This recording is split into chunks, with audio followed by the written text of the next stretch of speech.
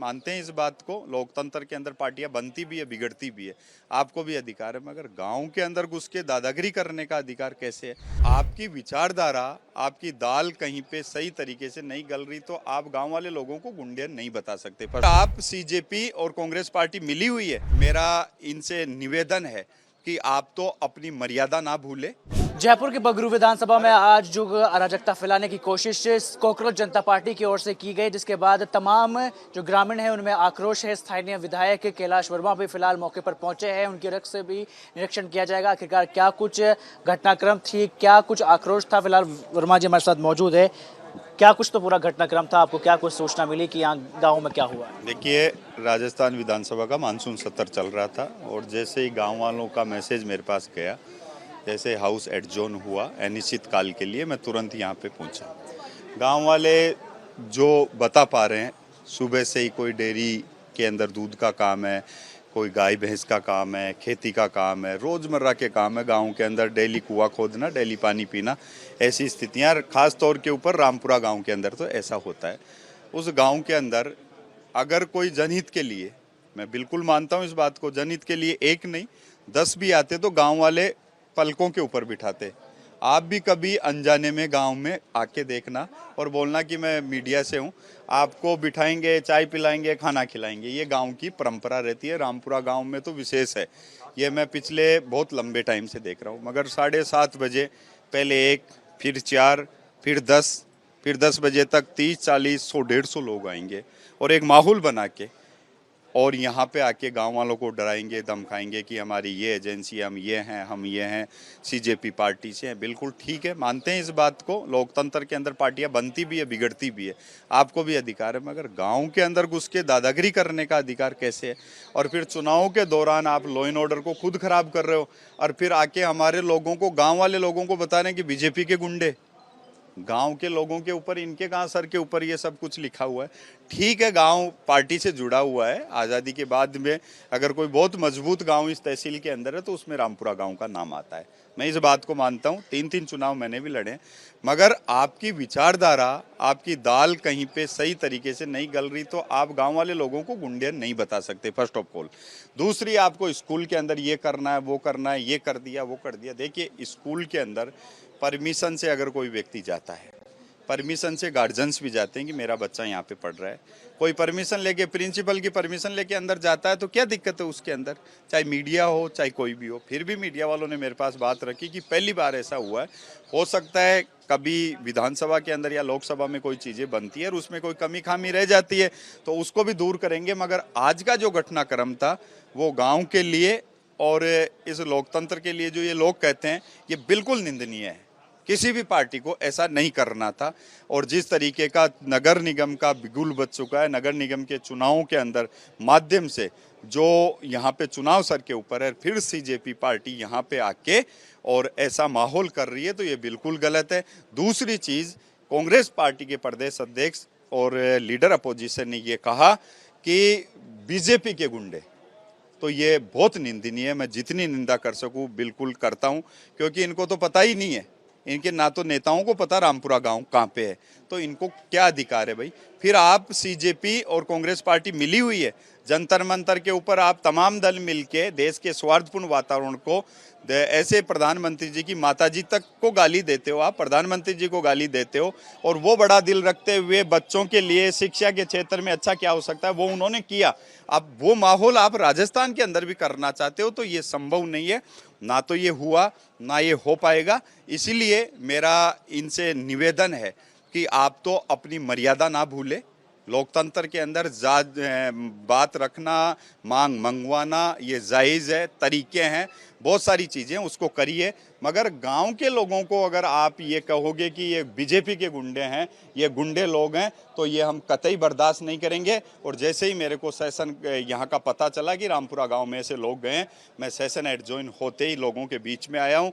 ये लोग पारदर्शी लोग हैं, कोई कमी खामी है उसके लिए हमने पूरा आश्वासन नहीं, हमने कागज़ के ऊपर पैसा भी सैंक्शन कराया। आदरणीय भजन लाल जी के नेतृत्व वाली सरकार शिक्षा के बेहतर सुधार के लिए काम कर रही है।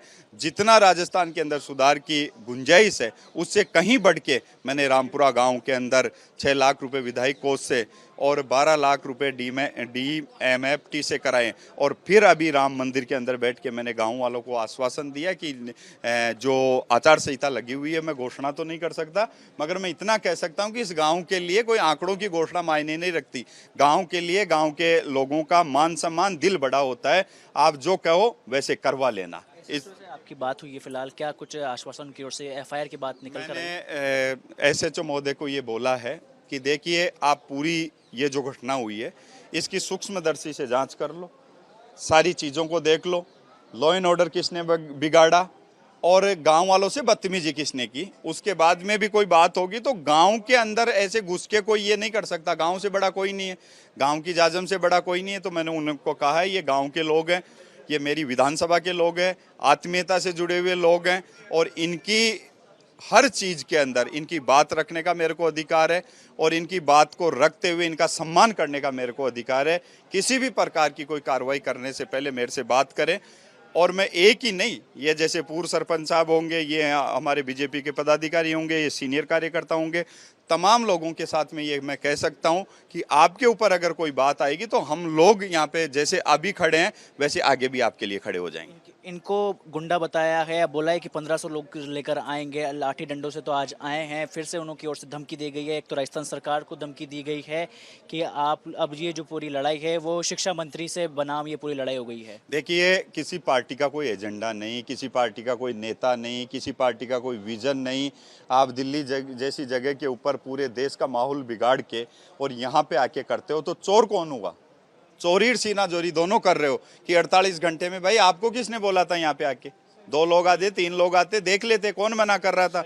भाई हम स्कूल देखने आए और फिर आप 48 घंटे का कि ये BJP के गुंडों को गिरफ्तार करो। नहीं, 48 घंटे में हम ये अब आके बताइए, गांव के अंदर घुस के बताइए, हम बताते हैं। गांव के अंदर प्यार प्रेम में तो सब कुछ जायज है, मगर दादागिरी चोरी सीनाजोरी नहीं होने देंगे, गांव के साथ में अत्याचार नहीं होने देंगे। और गांव के अंदर ये बाहरी जो लोग हैं आके माहौल बिगाड़ते हैं, स्वार्थपूर्ण वातावरण में कोई बात करना चाहिए करे, हम तैयार हैं। तो ऐसी जो घटनाएं हैं ये गांव के अंदर हम नहीं होने देंगे। आशुतोष रांका ने तो ये तक कहा है कि बगरू की जो स्कूल है वो पहले भी ऐसी थी, आज भी ऐसी ही है, दुर्दशा वो की वही है, काम नहीं कर रही है। देखिए हमने इस बात को हमने माना है, हमारी सरकार की प्राथमिकता है। आदरणीय भजनलाल जी के नेतृत्व वाली सरकार ने करोड़ों रुपए का बजट देखिए, राजस्थान के अंदर ऐसी स्कूलें हैं, भवन बनते हैं, मैं मानता हूं सड़क भी बनती है वो भी टूटती है, लाइट लगती है वो भी फूटती है, मगर ऐसी स्कूलों को हमने चिन्हित कराया। जहां पे मरम्मत होनी है मरम्मत कराएंगे, जहां पे बिल्डिंग डैमेज है उसको डिस्पोजल करके नहीं बनाएंगे। हमारी सरकार की प्राथमिकता है बेहतर शिक्षा को अच्छे तरीके करते हुए गाँव वालों को सुपुर्द करने के लिए, और उसके लिए हम कटिबद्ध हैं। आखिरी सवाल कैलाश जी, क्या कुछ आप आशुतोष रांका को कहना चाहेंगे, क्योंकि उन्होंने तो सिर्फ BJP को उंगली दिखा के बात की है। 48 घंटे का समय है, अगर आप कार्रवाई करते हो तो अच्छी बात है, वरना जंतर मंतर। देखिए हम भी यहाँ पे ही हैं और ये लोग भी यहीं हैं। कार्रवाई किस बात की, मैं पहले भी बोल चुका, इन लोगों के ऊपर कार्रवाई होने का मतलब है मेरे ऊपर कार्रवाई होना। जब गलती उन्होंने दिया अल्टीमेटम 48 घंटे का, खुद मतलब कानून हाथ में लो। यहाँ पे जिस तरीके की आचार संहिता लगी हुई है, आप 100-150 लोग लेके आ जाओगे रैली के रूप में, किससे परमिशन लिया आपने? आज मैंने ये कहा कि आपके जो इस माइक के अंदर ताकत है, गांव के अंदर आप लोग लेके आ जाओगे, गांव वाले सम्मान करेंगे। तरीके से आप आते ये सम्मान करते, मगर 10-10 आप लोग लेके आ जाओगे और कोई बात पूछेगा भाई किस लिए आए और उनको धक्के मारोगे, महिलाओं को डराओगे गांव के अंदर, तो फिर गांव वाले क्या करेंगे? देवो की भावना को आहत हुआ है जो हम राजस्थान पूरा गांव के अंदर हुआ है। गांव के अंदर पहले तो ऐसी घटना होनी नहीं थी, और ऐसी होना तो ये गांव की परंपराएं टूटती है।